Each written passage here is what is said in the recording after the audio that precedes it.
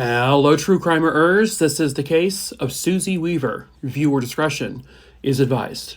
And yes, unfortunately, her grave marker is the only photo I can find. Susie Weaver was born on October 17th, 1910, and she lived her entire life in Wyoming. At the time this case occurred, Susie was 72 years old. On November 13th, 1982, Susie Weaver was found in her home, deceased. The coroner would determine that Susie was killed by asphyxiation. There was another woman, found a few days prior named Ruby Dangle, and she was also found asphyxiated or strangled. So at first, they thought that these two cases were probably related. But then after investigating, they would determine that the two of these cases, while similar, because both were elderly women and both found asphyxiated in their homes, they were actually not related.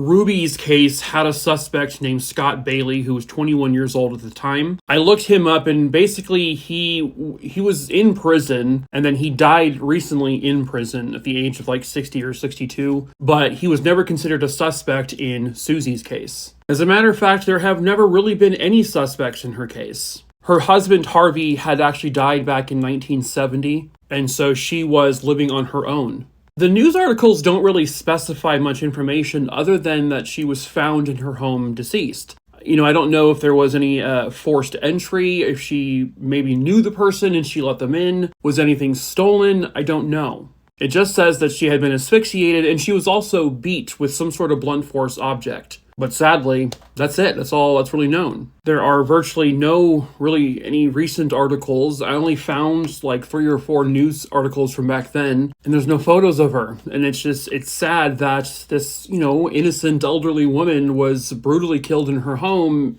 and there's nothing on her. No photos, nothing. But doesn't mean her story can't be told.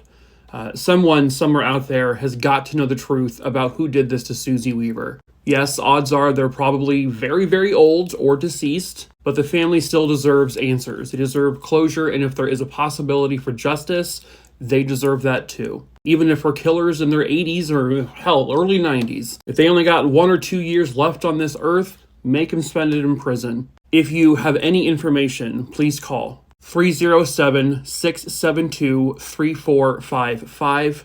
or 307-672-2413.